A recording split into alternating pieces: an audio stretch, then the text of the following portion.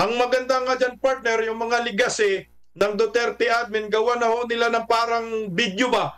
Kasi ang mga Pilipino ngayon, lalo na yung mga kabataan, mahilig na ngayon sa social media. Dapat araw-araw may inilalabas sila para araw-araw nare-remind ang maraming Pilipino na ito, yung Duterte, ito yung presidente na nagbibigay sa atin na magandang buhay noong kanyang panunungkulan na ngayon tinatraidor naman ng gobyernong Marcos. Kasi baka akalain yung mga bagong sibol na masama si Duterte dahil nasa dahig. Ito ay bunga lamang po ito ng inggit, insecurities ng gobyernong Marcos at pagtatraidor sa bayan. Pinapatahimik lang si Duterte dahil nga alam mo naman si Tatay Digong, sabi niya ako ay magiging fiscalizer sa gobyernong Marcos, pupunain ko kayo. Kung may nakikita akong mali, magsasalita ako. Ganon din naman to si Yorme Isko Moreno. Hindi po ito kurap at ayaw po niya ng kurap, no? Katunayan mga partner, isa sa maganda kay Yorme, noon hindi ito ngayon kasi may anak na siya ngayon na nandyan na sa konseho. Pero sa hinahaba-haba ng kanyang karera, kalahati almost ng kanyang buhay, public servant na siya sa Maynila. Pero hindi siya nagpatakbo ng kahit isa niyang kapamilya o anak. Ngayon mga partner, ano pong significant dito kay Tatay Digong? Bakit galit na galit sila? Kasi ito pong si Tatay Digong, ayaw din po kasi ng kurap. Tingnan yung mga partner, si Tatay Digong, si BP Sara, ayaw nila nang inilalagay yung kanilang mga pangalan doon sa mga proyektong nagagawa nila. Supposed to be kasi, yung mga proyekto na yon, katulad ni Bibinday Sara, nakikita mo pag tumutulong, Office of the Vice President. Ganon din naman si Yorme Isko Moreno. Ayaw na ayaw ni Yorme yung mga ganon. So, no wonder mga kapartner na itong Yorme Isko Moreno, itong Tatay Digong, itong VP Sara, same na same ang mga galawan. At ito namang mga tambalos-los na ito, same na same sa kanilang amo na puro pakunwari, puro pagdidisplay ng kanilang mga pagmumukha. Hindi natin malaman kung mabubuti sila, kung lahat sila mga kagawapuhan, di ba? Yung isa dyan, ako bodoy, gumaganon-ganon lang doon, di ba mga partner?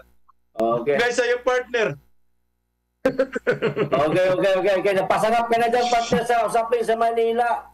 Alam namin niya, maka-isko ka talaga, pero diretso na tayo, partner, sa opinion mo. Ito ang opinion mo, partner, mga kababayan, mga nakasubaybay sa amin, maaari po kayong makisama sa ating opinion mo at sa lahat ng ating pag-uusapan ngayon sa Virada Aguila. Ito na po, opinion mo. Pabor ka ba na patuloy na pinalalakas ng PDP ang alaala at pamana ng Duterte admin? Tanong. Yan ang tanong mga partner at opinion mo. Ano masasabi niyo dyan? Para sa akin partner, tama lang yan na alalahanin lagi ng maraming Pilipino yung mga nagawa ni former President Duterte, yung tinatawag nating Duterte Legacy, para hindi po ito ma-discredit at matabunan ng mga kung ano-ano na lang mga isyong binabato laban sa pamilyang Duterte. At lalo na ho, papalapit na yung 2028 presidential election, kailangan i-remind natin, tama itong ginawa ng PDP, i-remind sa maraming Pilipino ano ba nga ba ang nagawa ng Duterte admin sa pamumuno ni former President Duterte sa Pilipinas sa loob ng 6 na taon. Actually, partner, ang mga tao kasi ngayon parang hindi ho nila tinitingnan yung mga nagawa ng former President Duterte. Nakatutok sila sa mga black propaganda, lalo na po yung mga dilawan, pinklawan, mga loyalista. Ang lakas makapanira sa mga Duterte, yung mga kaliwang grupo, pero hindi na ho nila naalala yata yung ano ang nagawa ng naturang former president, kagaya yung war on drugs.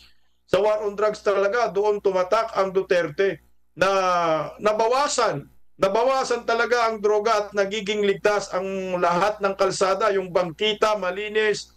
Naalala ko pa nga ho nung yung mga nagpaparada sa mga bangkita, talagang nire-raker yan sa panahon ni former President Duterte.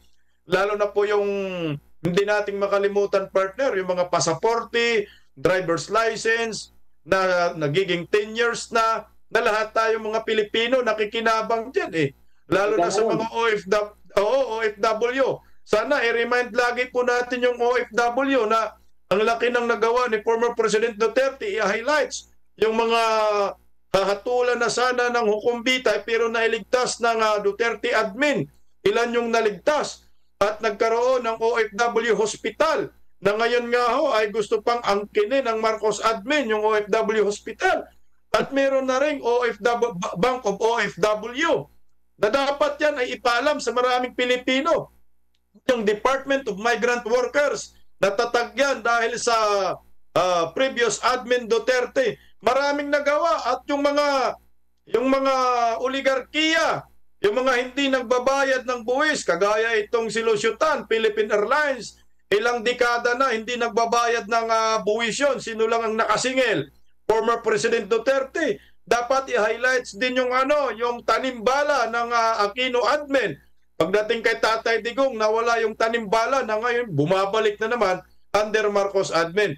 Ang maganda nga dyan, partner, yung mga legacy ng Duterte admin, gawa na ho nila ng parang video ba? Kasi ang mga Pilipino ngayon, lalo na yung mga kabataan, mahilig na ngayon sa social media. Dapat araw-araw may inilalabas sila para araw-araw nare-remind ang maraming Pilipino na ito, yung Duterte, ito yung presidente na nagbibigay sa atin na magandang buhay noong kanyang panunungkulan na ngayon tinatraidor naman ng gobyernong Marcos. Kasi baka akalain yung mga bagong sibol na masama si Duterte dahil nasa dahig. Ito ay bunga lamang po ito ng inggit, insecurities ng gobyernong Marcos at pagtatraidor sa bayan. Pinapatahimik lang si Duterte dahil nga alam mo naman si Tatay Digong, sabi niya ako ay magiging fiscalizer sa gobyernong Marcos, pupunain ko kayo. Kung may nakikita akong mali, magsasalita ako. Kaya siguro ito yung dahilan. Ako, pabor ako dito, partner, mga kapartner. Partner Baymar. Yan. Alam mo, isang magandang hakbang ito na ginagawa ng PDP. Actually, dapat nung kakaumpisa pa lang, nung pagtatapos ni Tatay Digong 2022, maagap na sana sila. Mayroon pa akong mga partner, no? May dagdag pa akong idadagdag ako doon sa sinasabi mo kanina na maggawa sila ng mga video, which is yun talaga ang naaangkop. Ang idadagdag ko dito mga partner na suggestion, napansin na po ng taong bayan na ginuguyo lang po tayo bago pa dumating ang Duterte administration. Kung kaya ang nangyayari sa ating bansa, instead na sumulong tayo, kasi lagi nila sinasabi, umangat ang ating economy, maganda ang ating ekonomiya, pero ang nangyayari, kabaliktaran doon sa na sinasabi nila. Ganun mga partner. Kaya maganda itong hakbang ng PDP. Sana, no, lahat ng mga social entity na may nakakaalam about po dito, lahat po ng mga followers, supporters ni Tatay Digong, tayong lahat mga kababayan, magsama-sama po tayo na mapanatili ang mga ligasiya, magagandang nagawa ni Tatay Digong. Ako mga partner, sabihin ko sa iyo, hindi mawawala sa akin ang naging ligasiya ni Tatay Digong. Napakasimple lang partner ng aking pinaglagyan. Alam niyo kung saan mga partner? Ito mga partner nilagay ko po sa aking puso ang ligasiya ni Tatay Digong. Kung kaya kahit kailan, hindi po ito mabubura sapagkat nailagay ko po sa aking puso. Ano po ito partner? Pansinin mo lahat na lang maaari nating malimutan Maaari natin malimutan yung mga nagawa ni Tatay Digong. Matatabunan nila yan. Maaring may makadoble dyan. Pero partner, yung nailagay ni Tatay Digong na ligasiya sa aking puso, yung bang panatag ka nung panahon niya na mayroon kang nararamdaman na may pangulong may malasakit pala sa'yo. Although hindi mo siya nakausap ng personal, sa pamamagitan ng partner, ito yon. Kung isa kang OFW, mararamdaman mo kahit hindi mo nakausap si Tatay Digong sa pamamagitan ng passport. Yung sinasabi nga ni partner Bisdak na 10 years. Kung driver ka naman, sa pamamagitan ng 10 taon na lisensya, ako, driver din ako. May lisensya ako ngayon, 10 taon. Nakakuha rin ako ng passport, 10 taon. Itong mga ito ay ramdam ito kahit hindi mo nakausap personal si Tatay Digong. Bakit? Kasi hindi ito ginawa ng mga naggagaling-galingan daw sila noon. Sila daw yung mga graduate sa mga ganito, mga valedictorian, tawag nito, valedictorian summa cum laude. Yun naman pala ang gawa nila noon, mga buloktorian. Pang-buloktorian ang kanilang ginagawa mga partner. So ngayon, ito ang itatak natin sa ating mga puso, mga kababayan, mga kapartner. Dapat lang natin lagi pong alalahanin na kung hindi dahil sa isang Tatay Digong Duterte, hindi po tayo magigising sa katotohanan na mayroon pala tayong napakagandang Pilipinas kung mayroon tayong namumunong magandang pamumuno. Sa akin naman, partner, total, nariyan na rin lang at yan na rin lang ang gustong gawin ng mga taga-PDP. No? Ang alaala ng dating Pangulong Duterte, huwag makalimutan ang ating mga susunod na mga sa henerasyon pa, susunod pa ng mga henerasyon, mga partner. No? Ito'y may tuturing nga na pamana na rin.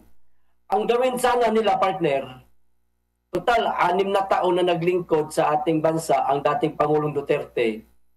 Kahit libro man yan o video, gumawa sila ng documentary, partner ba? No? Ito yung unang taon, pangalawang taon, tatlo, hanggang umabot sa pang-6 na taon ng Pangulong Duterte. Libro man yan o video na anytime pwedeng mapanood ng ating mga kababayan o pwedeng mabasa ng ating mga kababayan para hindi makalimutan. Kasi ang tao, ang Pilipino, napakadaling makalimot, partner. Karamihan dyan sa mga tawag dito, mga kritiko ngayon ng mga Duterte, noon Duterte din yan, mga partner. Correct. Sumuporta din niya sa Duterte. Dahil iba na ang administrasyon, so pumanig na naman sila sa panibagong administrasyon. So dapat talaga, kasi para sa akin, kaya sila pumanig na naman sa panibagong administrasyon dahil nakalimutan nila ang mga nagawa ng mga Duterte. Tayo nga, minsan nakakalimutan natin na ito palang lisensya natin ang nagpahaba ng ilang taon itong lisensya sa driving. Ang Duterte nga, passport, nakakalimutan na nga natin minsan yan. Dapat gumawa ng ganun ba? Para hindi makalimutan.